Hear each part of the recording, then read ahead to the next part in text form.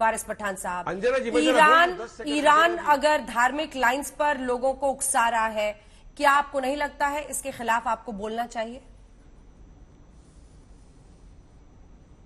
ये देखिए, ये ईरान उकसा रहा है या फिर इजराइल को कौन उकसा रहा है, ये पूरी दुनिया देख रही है। किसी ना कहीं तो हमको लग रहा है कि बहुत बड़ी षड्यंत्र है जो इंटरनेशनल लेवल के ऊपर चल रहा है। हाँ। ये इतना आसान नहीं है कि सिर्फ हमास का एक बहाना लेके इतना बड़ा इजराइल बॉम्बिंग कर देगा सब तरफ पे। मगर अभी यहाँ पे गौरव भाटिया तो हिंदुस्तान के मुसलमानों को गालियां देना शुरू कर दिए कि क्यों खड़े। अरे गौरव भाटिया, हमारी इंसानियत का भी नाता, और मैं फिर बोल रहा हूं अंजना जी के शो पे, मेरी आस्था भी जुड़ी हुई है जिस तरह आपकी आस्था लगती है। मेरा मस्जिद अव्वल वहां पर, मेरा मस्जिद अक्सा वहां पर है, किबला अव्वल वहां पर है, बैतुल मुकद्दस वहां पर है, और कुरान में लिखा है उसका जिक्र है। तो मेरी आस्था क्यों नहीं वहां पे? मेरी आस्था की फिक्र नहीं करो। हम चाहते हैं कि वो भी आजाद हो वहां पर, मगर हम आतंकवादियों के साथ नहीं खड़े रहेंगे। कहां पर है?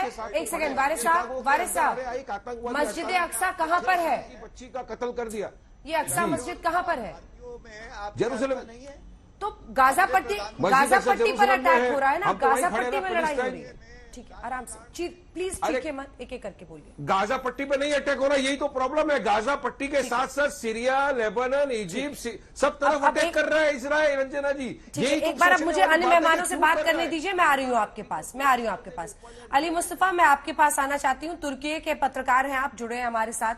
टर्की हो, ये बात हो रही है तमाम, जो सऊदी अरब हो, यूएई जैसे कई जो अरब देश हैं, उन्होंने बहुत ही न्यूट्रल स्टैंड अपनाया है। वो इस बात की तो निंदा कर रहे हैं, वो हमास को खुलकर एक आतंकी संगठन कह रहे हैं। क्या आपको लगता है कि ईरान जिस तरह से अयतुल्लाह खुमैनी सबको उकसाने की कोशिश कर रहे हैं कि मुसलमानों को फिर आप रोक नहीं पाएंगे, वो इसमें कामयाब होंगे? जी अंजना, आपका शुक्रिया, आपने मुझे इनवाइट किया। आई थिंक कि मैं इस पैनल पे वाहिद आदमी हूं या शख्स हूं जिसने इजराइल, गाजा और ऑक्यूपाइड फलस्तीन से रिपोर्टिंग की है एक्सटेंसिवली पिछले 20 साल के अंदर लगातार। और जो बुनियादी यहाँ पे इश्यू है उसको तो आपने एड्रेस ही नहीं किया। आप आयतुल्लाह खुमैनी और ईरान की बात कर रही हैं, लेकिन Israel is an occupying power in the Palestinian territory since 1967। 2005 में इजराइल ने गाजा को छोड़ा, मगर उसकी ऑक्यूपेशन खत्म नहीं हुई, क्योंकि गाजा की सीज जारी रही 2005 तक। उसको एक कॉन्सेंट्रेशन कैंप बना दिया गया। अभी भी इजराइल वहां पे पानी, वहां पे इलेक्ट्रिसिटी, वहां पे एड सप्लाई, जितनी भी अंदर जाती है गाजा के अंदर, वो जाती है इजराइल के थ्रू, इजिप्ट या रफा के थ्रू नहीं जाती। दूसरी चीज, ये जंग, ये युद्ध जो आप बात कर रही हैं, ये 7 अक्टूबर 2023 को शुरू नहीं हुआ, ये 1948 को शुरू हुआ, जब एक ऑक्यूपाइंग फोर्स इन इलाकों में आया और उसने इन इलाकों पे कब्जा किया। वेस्ट बैंक के अंदर, ईस्ट जेरूसलम के अंदर, जहां पे जो आपके गेस्ट वारिस पठान साहब कह रहे थे, एक बहुत मुकद्दस एरिया है मुसलमानों के लिए, और जहां पे इस साल की शुरुआत से लेके अब तक तकरीबन 500 फलस्तीनियों को कत्ल कर दिया गया है यहूदी एक्सट्रीमिस्ट ने और आईडीएफ ने। तो मेरे ख्याल से थोड़े फैक्ट्स को मद्देनजर रखते हुए चलना बहुत जरूरी। और एक काउंटर क्वेश्चन है आपसे, एक काउंटर क्वेश्चन है, आप जवाब दीजिएगा। आपने शुरुआत ही इसी बात से की कि एक बुनियादी बात हम लोग छोड़ रहे हैं। एक बुनियादी बात यह भी है कि 7 अक्टूबर को क्या हुआ था। 7 अक्टूबर के इतिहास को और 7 अक्टूबर की एक्टिविटीज को आप यूं पोंछ कर कालीन के नीचे कतरनों की तरह नहीं घुसा सकते। 7 अक्टूबर को क्या हुआ था अली मुस्तफा? एक आखिरी बात कहूंगा मैं आपसे, आखिरी बात कहूंगा, फिर आप जो कहना है कहिए आगे जाके आप। मेरे ख्याल से जो डिसइंफॉर्मेशन हिंदुस्तान से आ रही है पूरी दुनिया में, और उसका एक मनाजर अगर अपने व्यूअर्स को मैं दिखा दूं, यहां पे एक हिंदू राष्ट्र 30 का अकाउंट है जिसके ऊपर एडोल्फ हिटलर की तस्वीर बनी हुई है, और वो शेयर कर रहा है आई स्टैंड विद इजराइल, और ये आ रहा है इंडिया से। और जितने एनालिटिक्स अब हमारे सामने मौजूद हैं Ali Mustafa, I am sorry, मुझे आपको इंटरप्ट करना पड़ेगा, क्योंकि आप अगर वाकई पत्रकार हैं तो मुझे हैरानी हो रही है कि सोशल मीडिया के फेक अकाउंट्स और ट्रोल्स को आप टीवी पर दिखा रहे हैं। You should actually abstain, your voice is not going on air, आपकी आवाज ऑन एयर नहीं जा रही है। आप एक पत्रकार हैं और आप सोशल मीडिया के ट्रोल्स के यहां पर तस्वीर दिखाकर अपना पॉइंट प्रूव कर रहे हैं। यह दिखाता है कि आप शायद या तो इन डेप्थ बात नहीं करना चाहते हैं, या आपने पहले ही साइड चूज कर लिया है, इसीलिए आप सिर्फ एक साइड की बात कर रहे हैं। लेकिन आप जिसे कह रहे हैं प्रोपेगेंडा इंडिया की तरफ से, हम उससे इत्तेफाक नहीं रखते हैं, क्योंकि हम पैलेस्टीन में, गाजा पट्टी में, हम गाजा पट्टी में जो हो रहा है उसकी भी तस्वीरें दिखा रहे हैं।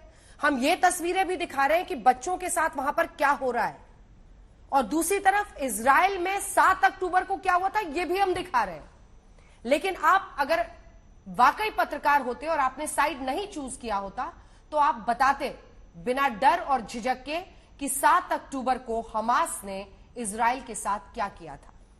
और मैं आपसे फिर से निवेदन करती हूं कि आज तक एक बहुत रिस्पॉन्सिबल चैनल है और हम आपको इस प्लेटफॉर्म का इस्तेमाल प्रोपेगेंडा फैलाने के लिए कतई नहीं करने दे सकते हैं।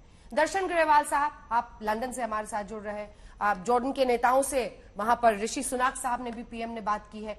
जो ये जो बाइडेन की कोशिशें हैं, क्या आप उसको अंजाम तक पहुंचते हुए देखते हैं? क्या आपको लगता है समझौते की कोई सूरत बन सकती है, या ईरान और घी डालेगा और हवा और आग को मिल सकती है? अंजना जी, जब तक जैसे हमारे प्राइम मिनिस्टर ऋषि सुनक जी भी इसराइल को सपोर्ट करते हैं, हमारे प्राइम मिनिस्टर भारत के नरेंद्र मोदी हमेशा ही पीसफुल जो भी कंट्री है उसको सपोर्ट करते हैं, डेमोक्रेटिक कंट्री। तो इसलिए जितने भारतीय लंदन में हैं, मैं तो यहाँ काफी ऑर्गेनाइजेशन में इन्वॉल्व हूँ, सभी चाहते हैं कि जो कोई भी टेररिज्म की सपोर्ट करता है, चाहे कोई भी कंट्री है, तो उसको हम टेररिस्ट ही मानेंगे, क्योंकि हर कंट्री को इंसानियत की सपोर्ट करनी चाहिए। जैसे इजराइल के आज उन्होंने बंद बढ़ा रखा बच्चों को, डिसेबल लोगों को, बुढ़ों को, और उनको कर रहे हैं कि इंसानियत की बात तो नहीं है ये। और सबको इनको तो जो हमास है इसके बारे में कहना चाहिए कि जो टेररिस्ट जो लोग हैं टेररिस्ट, इनको खत्म करना चाहिए। टेररिस्ट किसी का कोई धर्म नहीं होता, कोई जात नहीं होती, कोई कंट्री नहीं होता। ये लोग तो इंसानियत के दुश्मन हैं।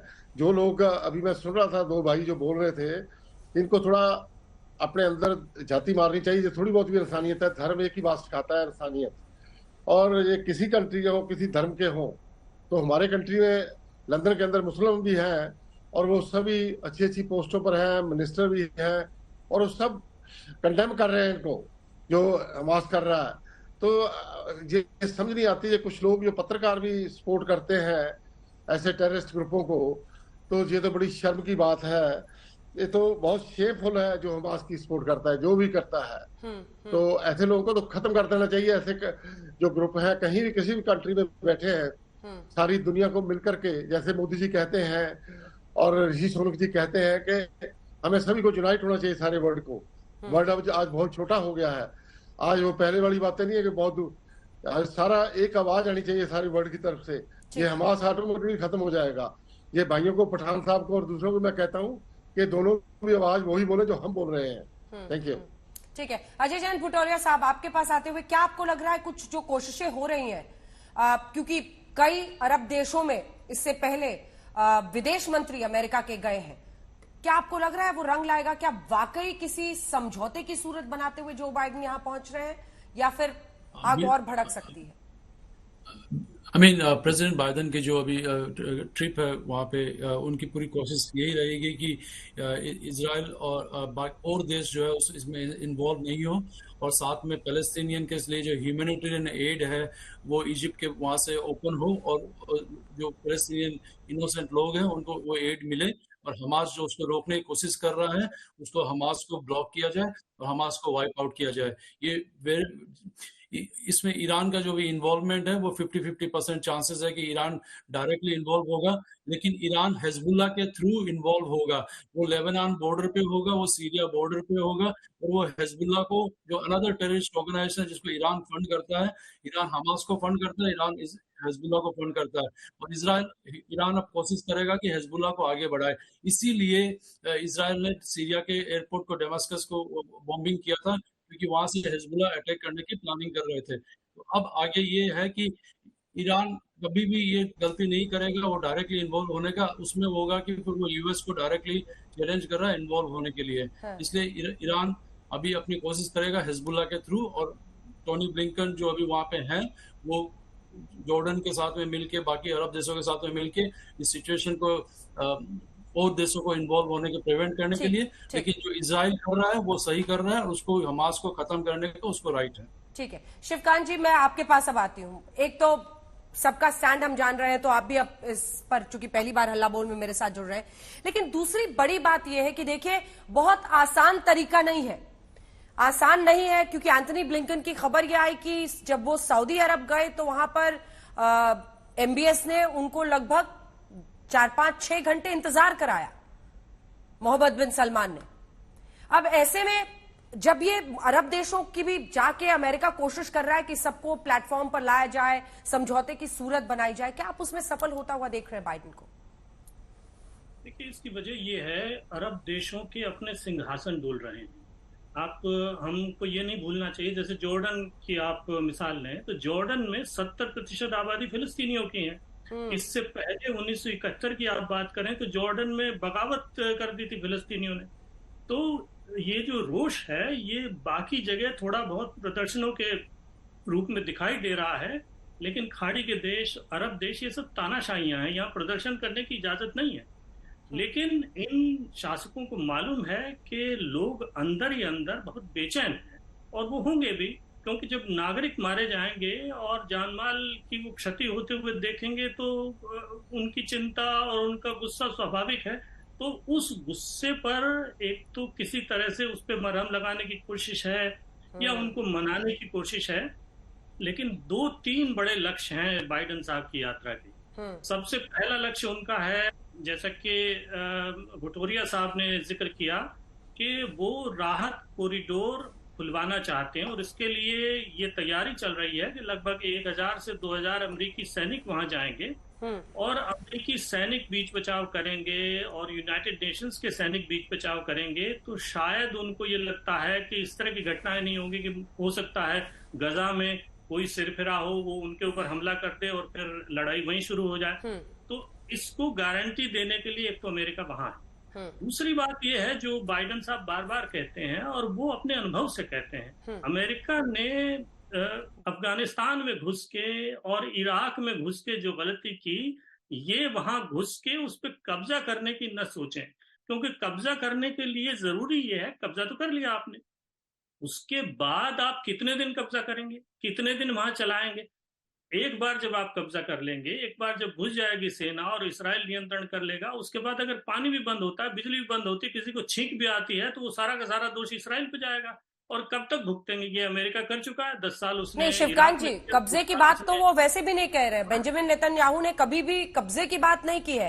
Lieutenant general retired KJ Singh साहब, अब मैं आपको इसमें लाना चाहती हूँ, क्योंकि बेंजामिन नेतन्याहू यही कह रहे हैं कि हम हमास को बर्बाद करेंगे। उनके टारगेट पर हमास के हेडक्वार्टर्स हैं, उनके टारगेट पर हमास के टॉप कमांडर्स हैं, उनके टारगेट पे वो टनल्स हैं, जो टनल्स का पूरा एक नेटवर्क बनाया हुआ है गाजा पट्टी में। जाहिर तौर पर जब वो इस तरह से बम्बार्डमेंट करेंगे, एयर स्ट्राइक्स है, तो कोलैटरल डैमेज होगा ही, लेकिन ये कभी नहीं कहा है बेंजामिन नेतन्याहू ने कि कब्जा करेंगे। टैंकर्स भी मूव करें तो वो हमास के ही सेंटर्स को अटैक करने के लिए। आप इसको कैसे देखते हैं? धन्यवाद, आपने मुझे अपने शो में शामिल किया। देखिए, मिलिट्री के तौर पे जब हम देखते हैं तो हमास की लीडरशिप को टारगेट करना भी काफ़ी मुश्किल है, क्योंकि उनके बहुत जो आला कमांडर हैं वो कतर और दूसरे मुल्कों में छुपे हुए, सारे के सारे गाजा पट्टी पर है भी नहीं। और गाजा पट्टी में एक सुरंगों का आपने बहुत बढ़िया और उम्दा पॉइंट उठाया है। एक सुरंगों का एक नेटवर्क है जो कि लगभग 500 किलोमीटर तक फैला हुआ है, जिसमें कई सुरंगों की गहराई 35 मीटर तक है, और कहा जा रहा है इन बंधकों को उन सुरंगों में रखा गया है। तो ये एक बड़ी जटिल समस्या है कि किस तरीके से हमास को बर्बाद किया जाए और बाकी लोगों को छोड़ दिया जाए। बहुत, और वो रहते भी सिविलियन एरिया में है, उन सुरंगों का मुंह भी खुलता है सिविलियन घरों के अंदर। तो एक बड़ी जटिल समस्या है। इजराइल ने एल्बिट और उनकी एक कंपनी है रफेल, एक दूसरी ये वाली नहीं जिससे हमने हवाई जहाज खरीदे, उनसे रडार टेक्नोलॉजी बनाई है। और इसमें अंजना जी हमारे लिए भी सबक है। हमारे कठुआ के इलाके में, मैं वेस्टर्न आर्मी कमांडर था, सुरंगों का इस्तेमाल किया जाता है। मैं धर्म का नाम नहीं लेना और वही टनल सबसे बड़ी चुनौती है, जैसा कि आपने बताया भी सर। जल्दी से एक तस्वीर दिखाते हैं। बात प्रोपेगेंडा की होती है, जब भी जंग होती है तो हम आपको बताएं एक मनोवैज्ञानिक जंग भी होता है।